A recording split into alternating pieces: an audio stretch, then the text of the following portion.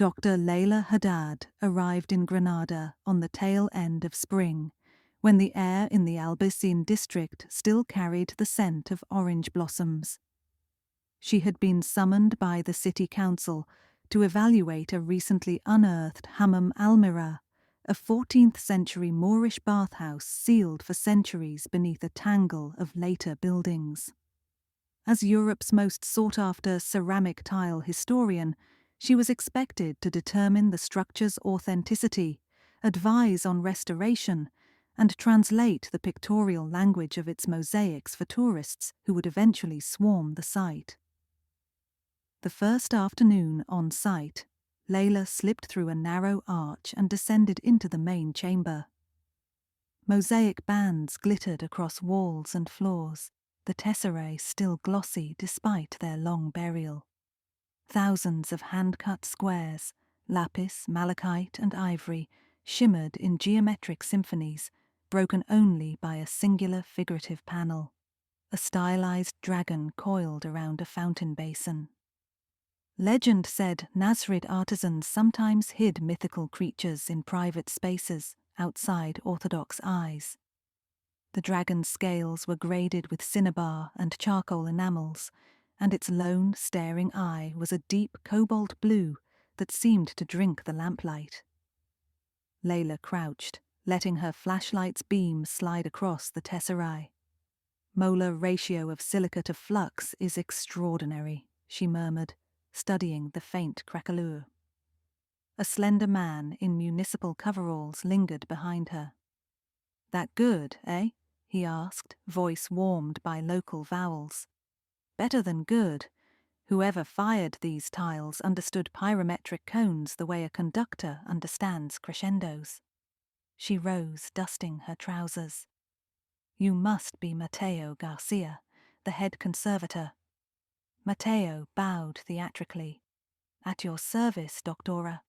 We've kept everything stable with dehumidifiers, but I want your blessing before final consolidation." She gave him an encouraging nod, then spent 3 hours photographing, measuring, and dictating observations into her recorder. By evening she was exhausted, but the bathhouse's scaffolding and silence felt as intimate as a chapel. She lingered before the dragon once more. The cobalt eye appeared almost alive, as though centuries trapped beneath rubble had not dimmed its vigilance. "Stay awake for me," she whispered, half amused at herself. Then she switched off her flashlight and followed Mateo to the exit, locking the temporary steel gate behind them. That night, shortly after midnight, a watchman on patrol noticed smoke curling from the roof vents. Within minutes, flames lit the star-shaped cutouts in the bath's vaulted ceiling like demonic lanterns. Fire crews contained the blaze before dawn, but half the hypocauste floor collapsed, and soot blackened the intricate stucco lunettes. Layla's phone shrilled at 4:12 a.m. She raced to the site, heart pounding. Press, council members, and police formed a restless knot behind barricades. The fire captain briefed her. Ignition appeared internal, origin uncertain. Gas lines had been disconnected, no electricity ran in the structure. Everyone whispered the same word: arson. When the last hotspots were doused, Layla joined Captain Ruiz and Inspector Lucia Navarro inside. Soot floated like mournful snow. Parts of the central dome were scorched, but miraculously the dragon mosaic survived, shielded by its fountain basin. Layla crept closer, pupils adjusting to dim work lights. Then she froze. The dragon's eye, yesterday a saturated cobalt, now glowed an unmistakable emerald green. She blinked twice, convinced stress distorted her perception. She scraped away a dot of soot and leaned in.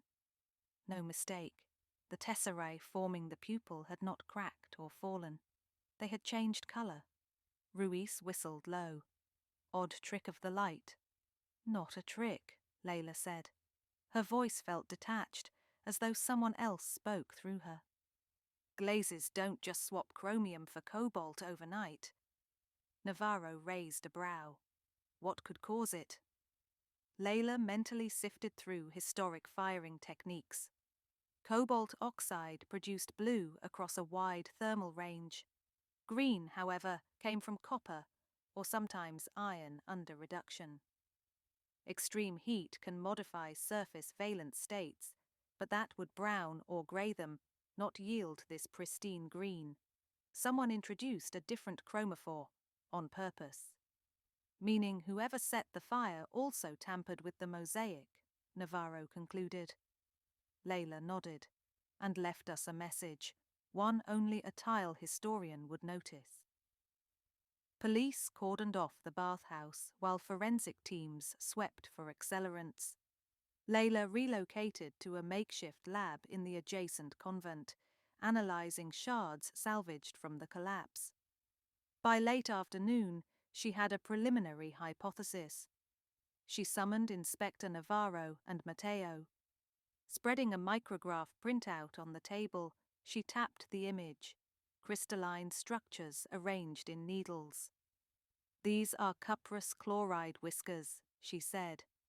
They grow when amorphous copper compounds are held between 600 and 700 degrees Celsius, then cooled slowly in high humidity. Somebody brushed a copper salt gel over the pupil tiles. When they lit the fire, kiln conditions formed paratacamite, turning blue to green. Mateo scratched his beard. A restorer could manage that, but why risk a priceless mosaic? Because the color shift establishes the exact thermal envelope, Layla replied. It proves the fire lasted long enough to compromise the foundations, but not so long as to melt the glaze. Whoever planned this knew ceramic chemistry intimately. Navarro folded her arms. Could it be industrial sabotage?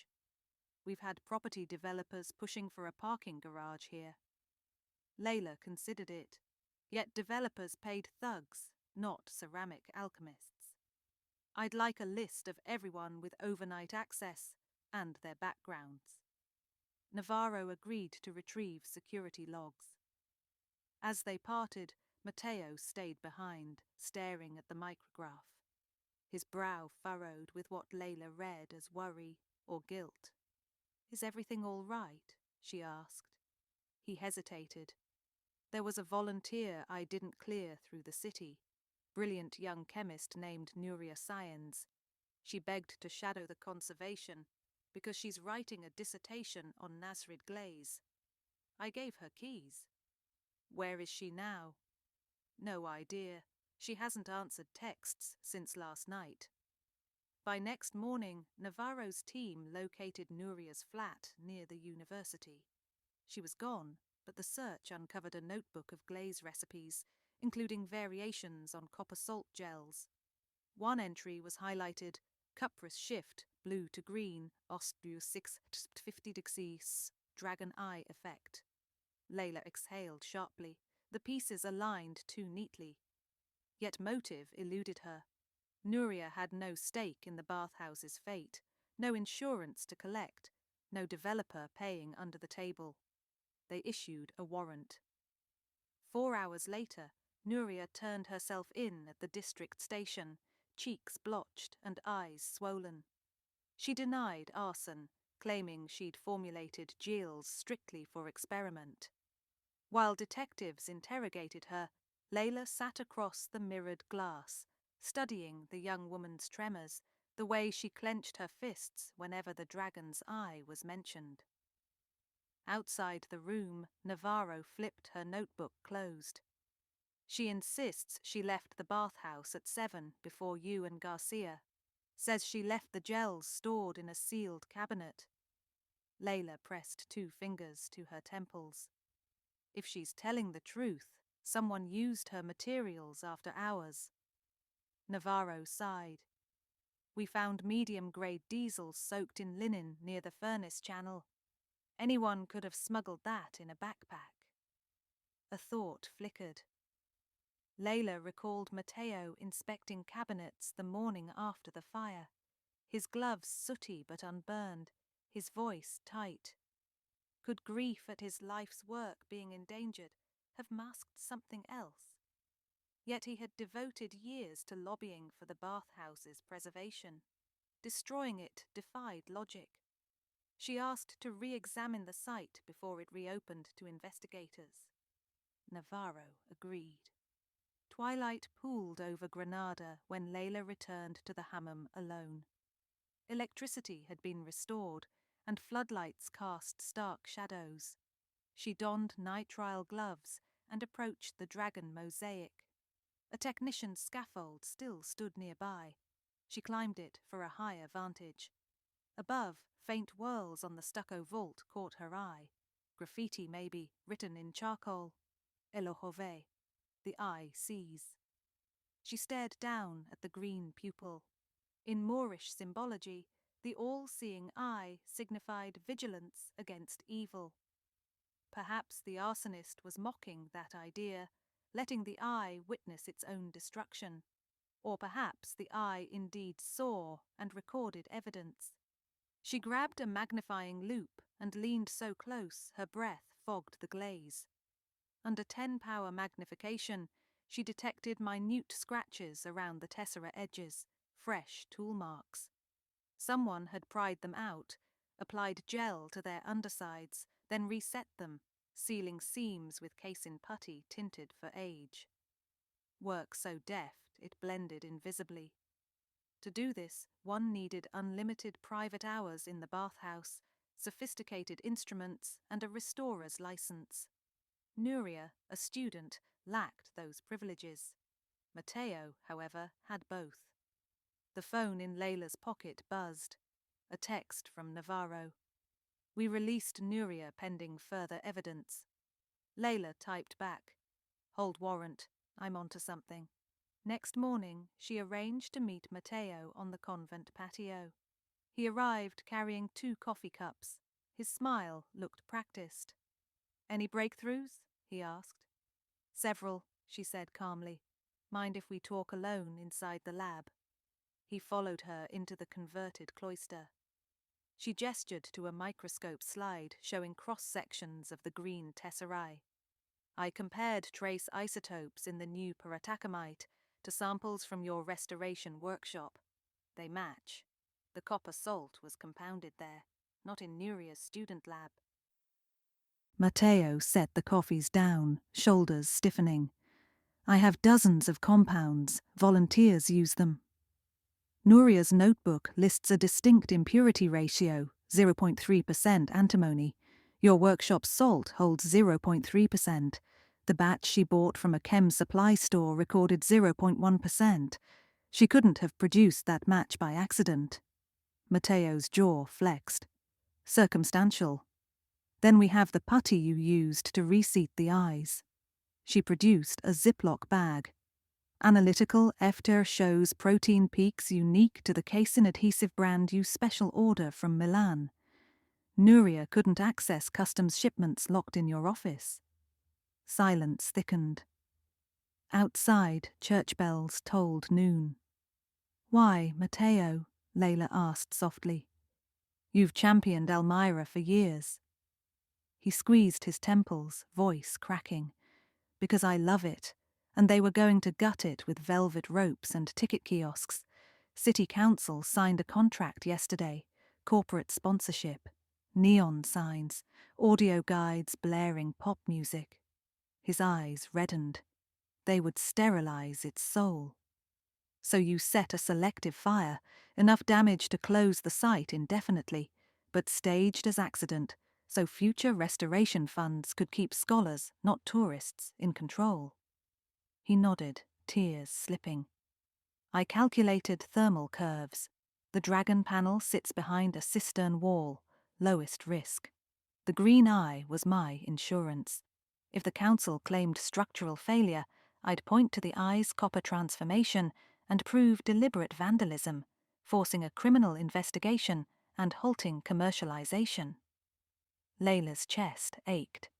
She shared his reverence for historical spaces, but arson risked lives. A night guard was inside, she reminded. He barely escaped smoke inhalation. Matteo covered his face. I timed his rounds. He shouldn't have entered for 20 minutes. The fire accelerated faster than models predicted. Sirens wailed outside. Navarro and 2 officers strode in. Matteo lifted his wrists before they asked. While they escorted him out, he turned to Layla. I meant for the dragon to watch over it, Doctora, to save the bathhouse. She held his gaze until the doors shut. Heritage sites, she reflected, were never just stone and tile. They were battlegrounds for memory, belonging, profit, and pride. And sometimes love twisted itself into desperate acts. In the fortnight that followed, news of the Dragon Eye arson swept international media. Funding poured in not from corporations, but from cultural foundations eager to preserve authenticity. The City Council, chastened, placed future decisions under oversight by UNESCO consultants. Nuria was cleared of all suspicion and granted a stipend to continue her dissertation under Layla's mentorship. One hazy dawn, Layla returned to the hammam, now stabilized and freshly scaffolded. Navarro accompanied her, the 2 women alone with soft, echoing steps. "I've never thanked you properly," the inspector said. "Without your eye for chemistry, this would have been unsolved." Layla smiled ruefully. "Appropriate, isn't it? A change of an eye solved the crime." They stopped before the dragon. Restoration specialists had carefully removed the altered tesserae. Cobalt replicas, fired at the same Andalusian kiln temperature as the originals, awaited insertion. Navarro asked, "Do we put it back blue?" Layla considered the creature, its sinuous neck, the gap where its gaze belonged. "History can't be erased," she said. "We'll document the green eye's moment, then restore the blue. The bathhouse should remember, but it should also heal." She spread a palm on cool lapis squares, feeling the pulse of centuries. Fires had flared and dimmed, regimes risen and fallen, but the mosaic endured, watchful, adapting, never blinded for long. As daylight filtered through star-shaped apertures above, Layla imagined the dragon's eye glinting cobalt once more, reflecting not flames, but the calm, rippling water of the restored fountain. The message it conveyed now was different. Not a warning, but resilience. The eye still saw, and because it saw, the bathhouse would live.